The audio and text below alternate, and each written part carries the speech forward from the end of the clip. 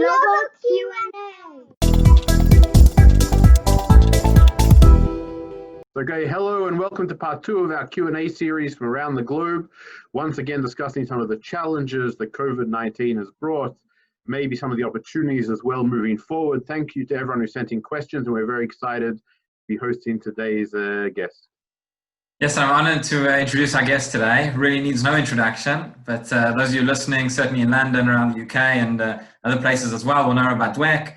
He is one of the most dynamic and sought-after speakers in the Jewish world today. Dweck is the senior rabbi of the SNP, the Spanish and Portuguese congregation in London, deputy president of LSJS, president of the Council of Christians and Jews, and is also a member of the standing committee of the Conference of European Rabbis, amongst his many other titles and endeavors. Dweck was born in America. He studied in Yerushalayim, in Los Angeles, California, Brooklyn, New York, and now in London. So really today is a global podcast. Dweck, thank you for giving up your time and joining us today. Rav Kenigsberg, it's an honor and pleasure. Thank you so much for having me. It's really, I'm very much looking forward to hearing the questions and to participating. Thank you very much. I guess we'll start off by a very basic question, which is, what do you think has been the biggest challenge that your community specifically has faced during COVID-19? Rav Ari, it's a really serious question, because the truth of the matter is that there have been so many challenges at various stages during this period. At the very beginning, there were some very key halachic decisions that we had to make.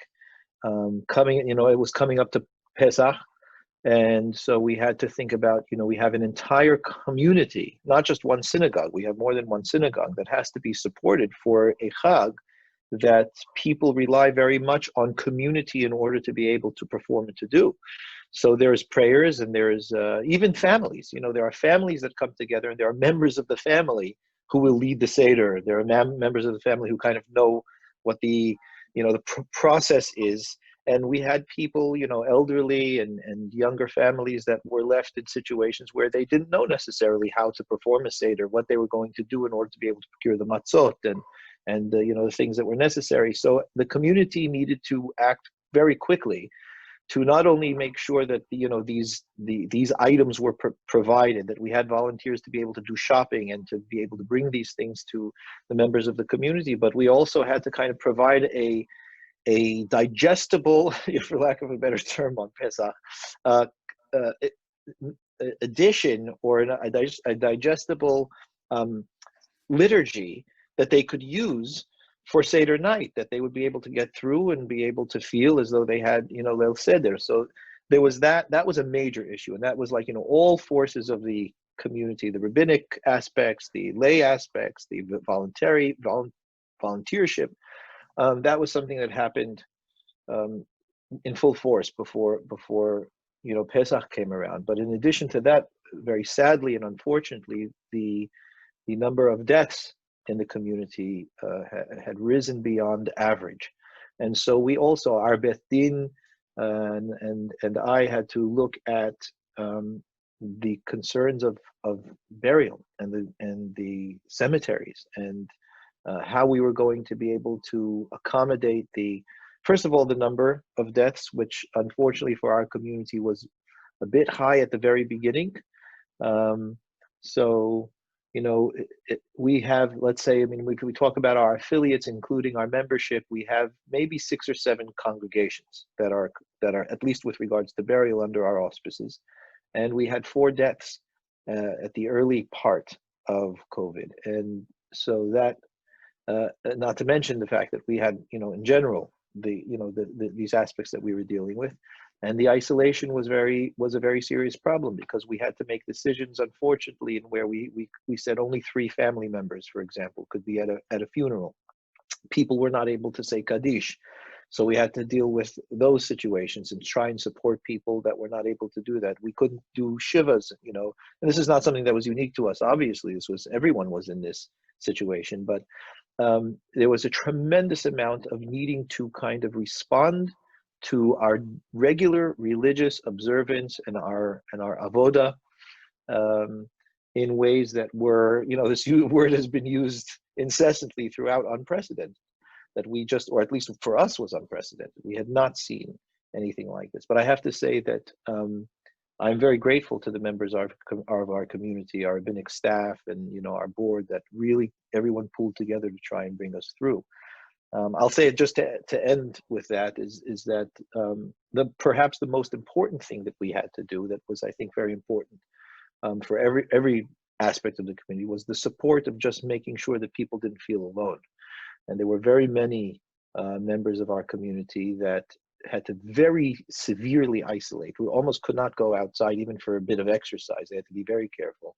And we had to just make sure that phone calls were being made, that support was provided, shopping was done, so that people really didn't feel completely alone. And I think that's what community is about, ultimately, at the end of the day. We're there to support each other. Wow. Yeah, thank you. I mean, it's definitely, you mentioned the word unprecedented. These times have seen unprecedented challenges, I think, for all of us. And I think I can just commend you as well in terms of the way, we've seen how the leadership and how the communities really have risen to these challenges. And I want to pick up on something that you mentioned, again, that word unprecedented. And we've seen how things have changed. You spoke about making things more digestible in the situation that it was. And it's probably fair to say that over these few months, there's a new area of halakha that's emerged. We talk about Piskei Corona. And the question is, moving forward, we've seen questions we've never seen before. We've also seen answers that we've never seen before. And are things going to change moving forward? Some of the different halakhic rulings and answers that have been given, are those here to stay with us, or are we going back to normal? So how? Yeah, I don't think that an entire world can go through what we are going through and emerge from it unchanged. That's, I think, an impossibility. So to say, will we go back to the way that things were? One never knows the future. I don't believe that we will go back to the way that things were. What may happen is that we will go back to life, and things on the surface will look very much like they did before. But like I said, you do not go through a pandemic of this proportion across the globe and emerge unchanged. So I am not a prophet, and therefore I cannot say, what ultimately is going to be, although there is a concept of, the Hacham Haroet Hanolad, to see kind of how things might play out.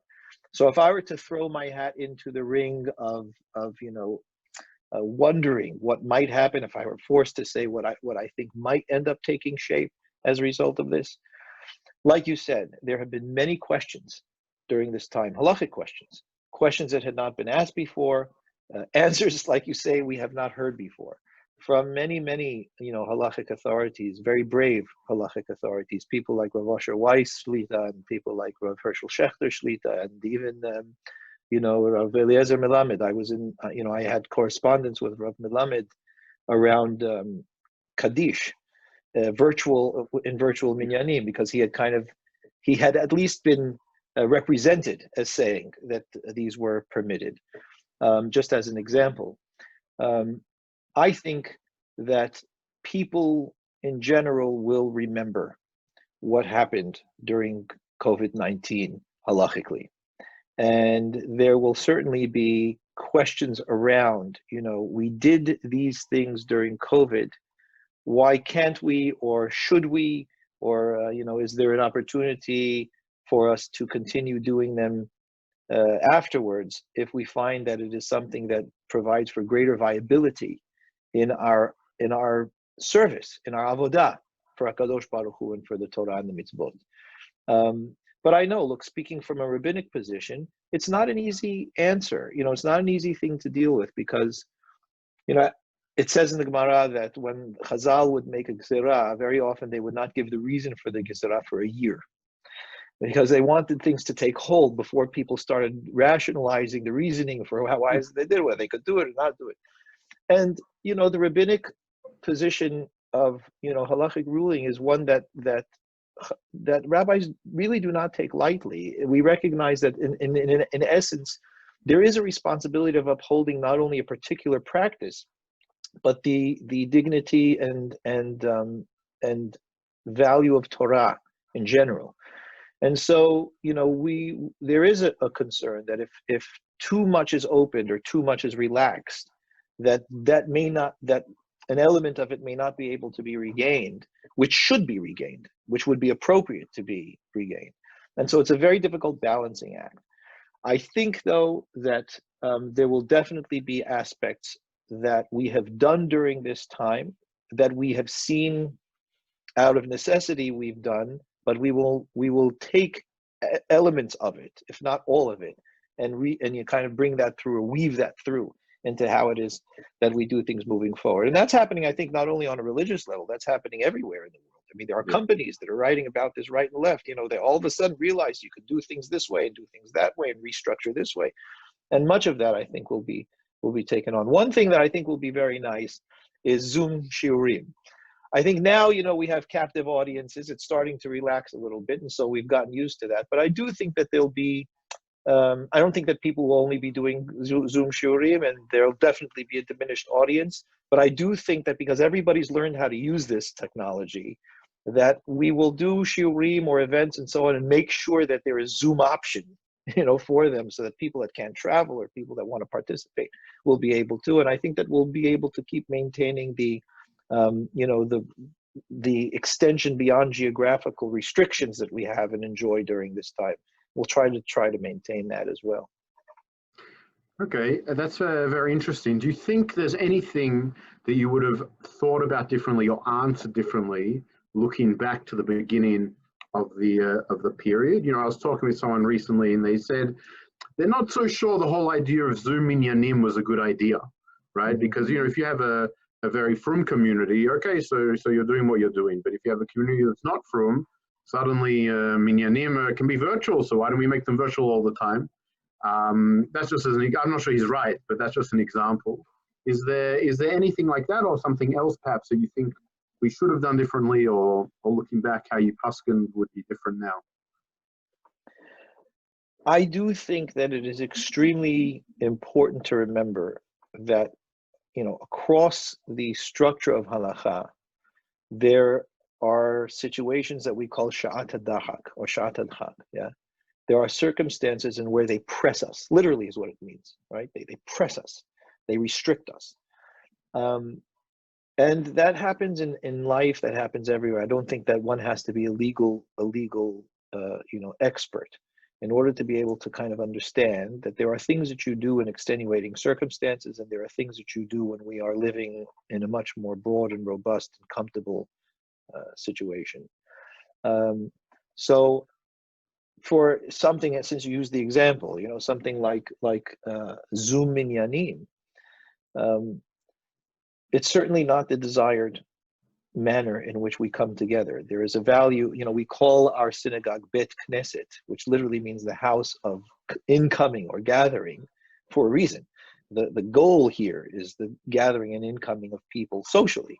So we've had to, unfortunately, take social interaction completely out of our lives for so long that it completely redefines or kind of, you know, sidelines the whole concept of synagogue, of Bet Knesset. So that we should now redefine what Bet Knesset is as a result of not having the opportunity to engage in it because we were restricted because of what we would call sha'at adhak or extenuating circumstances. No, I don't think that, you know, we are incapable of being able to understand that different times have different measures and different circumstances require different responses. So I think overall, yes, I mean, maybe there were particular elements that in hindsight we would say, might have done that a little bit differently, might have done that a little bit differently, but I think that that's, you know, taken into consideration in any circumstance like this, and where, like we said, it's unprecedented. We're making, you know, we're developing as we go along. But no, I would emphasize, personally, I would emphasize that different times require different measures, and that different circumstances require different responses.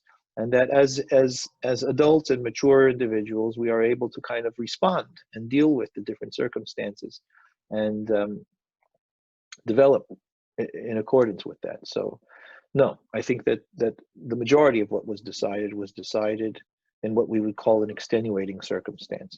And yes, while there may be some things that we say, well, you know, that works for us very well, we can bring it through, that we don't need to live in pandemic mindset when pandemic is not a threat in the way that it has been for us until now. Okay. Thank you. Thank you. So you mentioned a bit about shul and talking about Bet. So there's a question we've received. Obviously, this weekend is going to be the first time that in this country the government's allowed places of worship to reopen for communal prayer. And some shuls have taken the decision they're going to open now, some going to wait a little bit longer. You know, the question is, where do we, in terms of this, how much do we listen to what others have to say, allow the government to determine, you know, whether we should be open and going back to social gatherings, or should we maybe taking a more stringent approach in terms of pikuach nefesh? How do we find the balance? Yeah, a very important question. And I recall when Israel started opening up more, Rav Osher Weiss I think he had a video that he put out, and he said, you know, he said, many of us are who want to attend minyan and who want to engage, you know, back again in our regular everyday avodah and services and so on, are thinking, you know, they're doing this to us, they being the government. And Rav Weiss said, it's not they doing anything to us. This is a chiyuv of the Torah for us to be able to be shomer, to watch ourselves and pikuach nefesh. And he said, I'm worried that the government is opening, that I don't know, you know, I don't know what that means in terms of our own health. So for our perspective, I've had this discussion with our CEO and the rabbis and, you know, the lay leadership of our community. So we will be opening not this weekend, but we'll be opening next weekend, although our daily minyan will begin on Sunday morning. Interestingly, we're going to be providing Zoom connection for those members who still have to shield and cannot come. So we're going to start, you know, broadcasting the minyan from the synagogue, but you know, to people also to keep included those people who on a daily basis have been, you know, logging on to the minyan. But I was and I am very concerned, and it is not lost on me that the openings of the government now are mainly because the NHS is more equipped to be able to deal with the people that will become sick, but not because the threat is necessarily alleviated or that it's gone away. And that is not our criteria. The criteria of our community is not whether we, you know, will be able to manage the people that become ill. The criteria of our community is to make sure that people do not die, and that they are very much protected in terms of pikuach nefesh. So that being the case, we are highly restricted in our own, you know, we say we're opening, but the opening is a very restrictive opening. So we are essentially comfortable, and I use that word very uncomfortably, with the precautions that we've taken. So masks and, you know, hand washing and lucite, you know, plexiglass shields and screens around the bima, and one way in, one way out, and chumash and, you know, talit on the seats and left on the seats, and no kiddush and no singing, and, you know, all of these things that, you know, are going to be very, very rigid parameters for those who would like to attend and can attend, and that, you know, only within a particular age range, health levels, and so on. We are confident, we believe enough that even on a halachic basis, we are taking the appropriate precautions to ensure, you know, briut and pikuach nefesh, but we do it with re'ada, we do it with the trembling, because our criteria are not the government's criteria. Our criteria are, you know, are higher, for lack of a better term, than that. We are very concerned about people's well-being, health, and you know, and life. So yes, it's with, we open, but we open with tremendous restriction and tremendous, you know, hesitancy. So if I can follow up on that, you mentioned the restrictions, and I know as well the chief rabbi has issued guidance, and many of the shuls, you know, if not all, are opening in a very restricted manner, in terms of who can come, in terms of what the service is going to look like, and it's going to look very different to very. And the question that a lot of people have been asking, you know, some people have said, well, you know, if this is the case, why don't we'd rather just carry on davening at home? And many people, a lot of what inspires and what connects them during our services is going to be missing. So how would you respond? How would you say to people, how can we come back into what is essentially going to be a stripped down service and yet still make it meaningful and still retain that connection? Yeah, it is definitely, an element of concern. But we do what it is that we can given the circumstances. It is true that what people look for in synagogue and in their attendance is going to be very restricted, if at all present. I do anticipate that the majority of people that are coming are going to be people that genuinely miss it very much, and are more, perhaps more concerned about being back in the presence of the Bet Knesset, of the sanctuary, and something that they miss and need very much. And those who will be needing to say Kaddish, if they're able to, they will be there. But in terms of that experience, well, I still will give Divrei Torah, which I hope will be valuable for people, and I know that that people appreciate it, and it helps for many of us to be able to kind of find a grounding and a guidance. The singing, at least we will be able to hear the tunes that we haven't heard for so long. The Kriyat Torah, to be able to hear the reading of the Torah. I mean, I was speaking to just a member of our congregation, one of our congregations yesterday, an average individual who said, I really do miss the Torah. I really miss the Torah reading. So there may be, those elements of wanting to kind of reincorporate those things into our lives.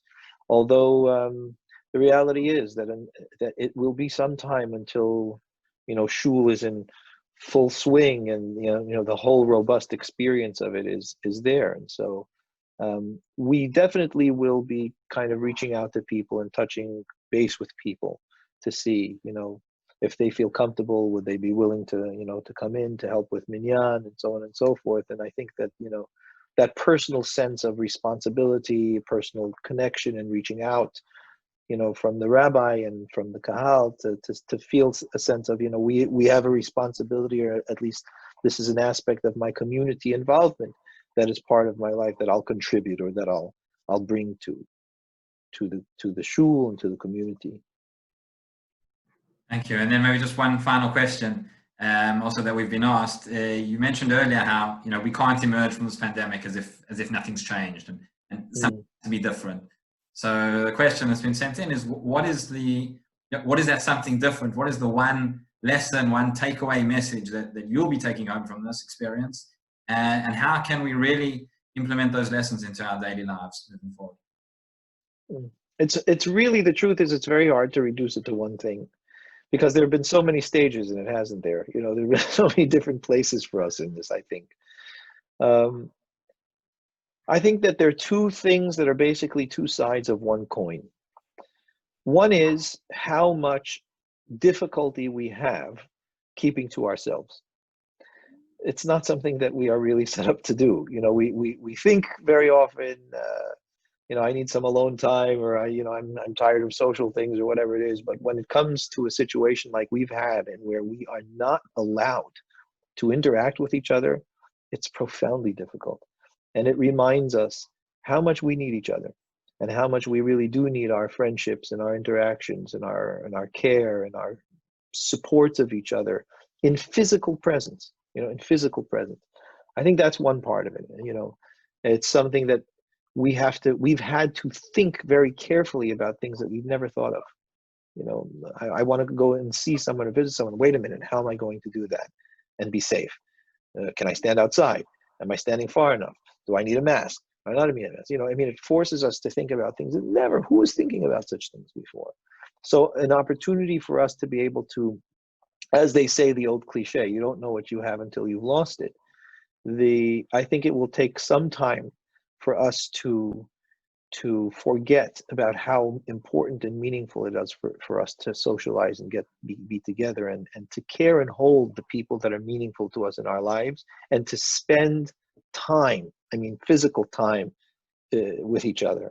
That's something that I think will definitely pull out of this. And I think on all ages, I think that that's something that every age will have an experience of. And the other side of the coin is the alone time. how we experienced being alone.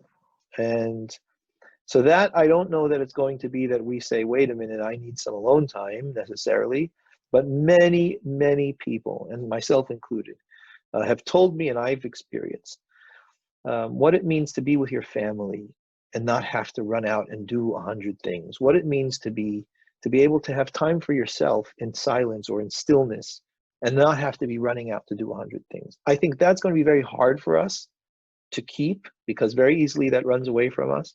But we will all be able to reference this time to each other and say, remember that time, where it's not anymore. I would say, look, I need some time. It's hard for me to explain. Everybody will know. Remember when we were able to sit with the family together, when you didn't have to travel, every week, when we could, take some times in the morning or in the evenings or during Shabbatot or what have you, and where we were just present together. And I do hope that that will be an aspect of it that we will also bring with us, the private time, the personal time, the quiet time that so many people have mentioned to me that they valued a great deal during this difficulty. Okay, thank you very much, Rabbi Dweck. Your answers were really enlightening, particularly from a communal perspective and understanding the inner workings of a Rav and his communities during this very difficult time. Thank you very much for taking the time to answer our questions, and we hope the listeners will find it very enlightening as well. Thank you, Rabbi Silbermann. Thank you, Rabbi Kenigsberg. It was really an honor and pleasure, and thank you for asking me and giving me an opportunity to share. Thank you. Thank you.